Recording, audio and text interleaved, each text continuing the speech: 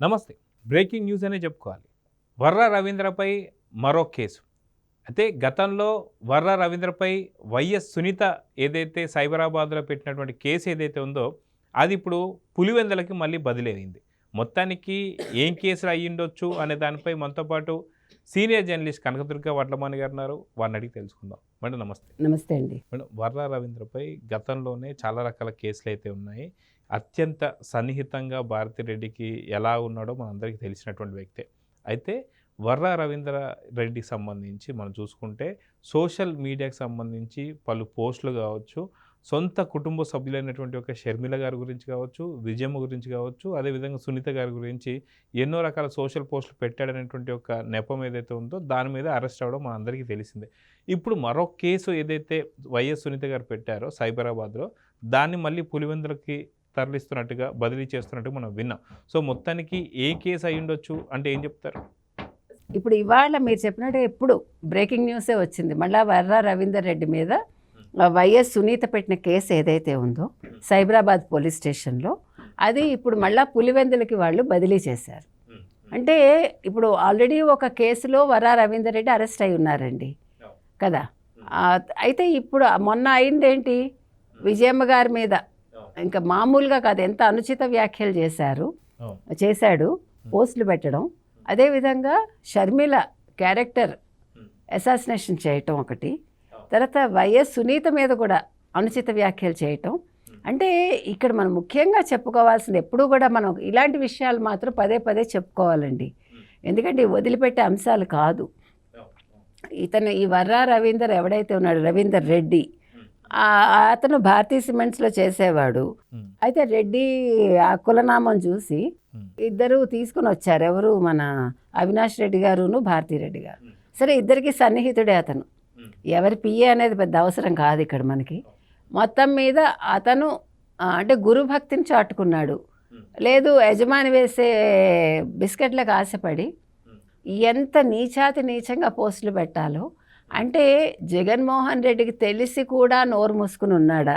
సొంత తల్లి మీద కోడలు పెట్టిస్తే, అంటే భార్య పెట్టిస్తే అత్తగారి మీద, ఇతను ఎట్లా ఊరుకున్నాడు? అవినాష్ రెడ్డికి పెద్దమ్మ అవుతుంది. సో సొంత పెద్దమ్మ మీద పెడితే అవినాష్ రెడ్డికి తెలిసి జరిగాక కూడా వీళ్ళు ఎలా ఉన్నారు? వీళ్ళు మనుషులేనా? ఎందుకంటే అంటే రాజశేఖర రెడ్డిని అన్నట్టేగా విజయమ్మ గారిని. అంటే అసలు రాజశేఖర రెడ్డి అనే వ్యక్తి ముఖ్యమంత్రి కాకపోతే వీళ్ళందరూ ఎక్కడుండేవాళ్ళు? అసలు ఏ పరిస్థితిలో ఉండేవాళ్ళు? ఇల్లు అమ్ముకునే స్టేజ్లో అప్పుడు రాజశేఖర రెడ్డి ఉన్నాడు అప్పుడు ఎన్నికల్లో. కాబట్టి మీకు ఇంత డబ్బు ఇచ్చి, ఇంత పదవులు ఇచ్చి, మిమ్మల్ని ఇంత ఉన్నత స్థితికి తీసుకొచ్చిన వ్యక్తి భార్యకి ఇచ్చే మీరు గౌరవం ఇదేనా? ఒకటి. రెండు, ఆ వ్యక్తి కూతురు, ఆ కూతురు మీద మీరు నిందలు వేశారు. అంటే ఆ నిందలు ఎవరి మీద వేసినట్టు? మీరు రాజశేఖర రెడ్డి మీద వేసినట్టు, విజయమ్మ మీద వేసినట్టు. ఎంత తప్పది?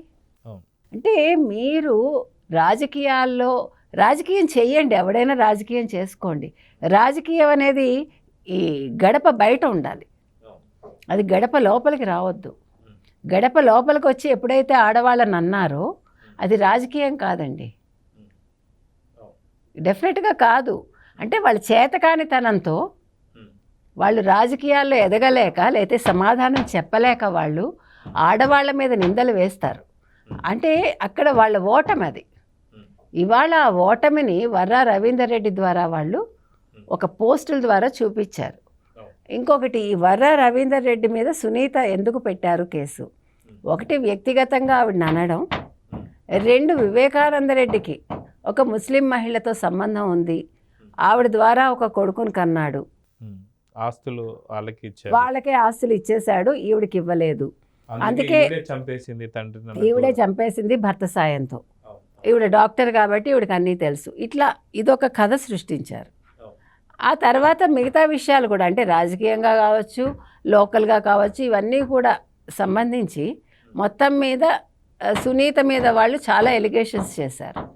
దీని మీద ఆవిడ వర్రా రవీందర్ రెడ్డి మీద ఇట్లా నాకు వ్యక్తిగతంగా నన్ను హింసిస్తున్నాడు అంటే మాటల ద్వారా, అంటే పోస్టుల ద్వారా, అదొకటి. మా నాన్నగారు పరువు తీశాడు.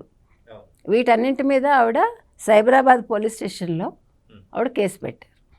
ఇవాళ ఆ కేసుని మళ్ళీ పులివెందులకి బదిలీ చేశారు. అవును. అంటే ఇదొక మంచి పరిణామం. ఉమ్. మనం మొన్న చూసాం జగన్మోహన్ రెడ్డి కేసులు తెలంగాణ నుంచి బదిలీ చేయమన్నారు. అది చాలా ఆలోచించాల్సిన అంశం అండి. యాక్చువల్గా మనం సీరియస్గా లోపలికి ఆలోచించట్లేదు, కానీ అంటిముట్టినట్టుగా మనం మాట్లాడుతున్నాం. కానీ అది ఆ కేసులు ఎందుకు బదిలీ చేయలేదు అనేది కూడా అసలు ఆలోచించాల్సిన అంశం. సరే, ఏది ఏమైనా ఇవాళ పులివెందులకి ఈయన కేసు వెళ్ళటం వల్ల ఇప్పుడు మీరు ఎందుకు ధైర్యంగా పులివెందులకి వెళ్ళినా పర్వాలేదని అంటున్నాను చెప్పండి. ఇదే గతంలో అయితే ఇలాంటి కేసులు ఒకవేళ పెట్టినా ఆ కేసులు నిలవు, ఒకవేళ నిలిచినా పులివెందులకు కనుక వెళ్తే అక్కడ మనిషి కూడా మిగలడు, ఆడైనా మగైనా. కానీ ఇప్పుడు ఆ స్థితి లేదు. ఈరోజు పులివెందులలో జగన్ పట్టు అనేది లేదు, మనం చెప్పుకున్నాం. ఆ పులి కాస్త పిల్లిలా మారింది. అవినాష్ రెడ్డి కూడా అంత చేసేంత స్థితిలో లేడు, ఎందుకంటే ఈరోజు వైసీపీ పార్టీ అక్కడ పెద్దగా ఏం లేదు. కాబట్టి ఇవాళ ఈ కేసు అక్కడికి వెళ్ళినందువల్ల సునీత సెక్యూరిటీకి వచ్చిన ప్రాబ్లం కూడా ఏమి ఉండకపోవచ్చు. అంటే వ్యక్తిగతంగా దాడులు కానీ ఏమైనా జరిగే మామూలుగా ప్రమాదం ఉంటుంది కదా. ఇప్పుడు వాళ్ళకి విచక్షణ అనేది ఉండదు, అవతలి వ్యక్తి ఆడా మగ అనేది కూడా ఆలోచించరు వాళ్ళు. అంటే అది వైసీపీ వాళ్ళకు ఉన్న ఒక జబ్బనాలో లేకపోతే వాళ్ళు అలవర్చుకున్న ఒక విధానం అనాలో మనకు తెలీదు. సో వాళ్ళు రాజకీయంగా ఎదగడం కోసం, లేదు లోకల్గా పట్టు సాధించడం కోసం వాళ్ళు ఎంత నీచానికైనా దిగజారుతారు. కానీ ఇవాళ సునీత విషయంలో మనం అంత భయపడక్కర్లేదని అనిపిస్తుంది మనకి. అయితే మనం చూసుకుంటే వర్ర రవీంద్రారెడ్డి ఎంత కీలకమో, వర్ర రవీంద్రారెడ్డికి ఆదేశాలు ఇస్తున్నటువంటి ఎవరైతే అవినాష్ యొక్క పిఏ ఎవరుతున్నారో రాఘవారెడ్డి కూడా చాలా కీలకం అని చెప్పి తెలిసింది.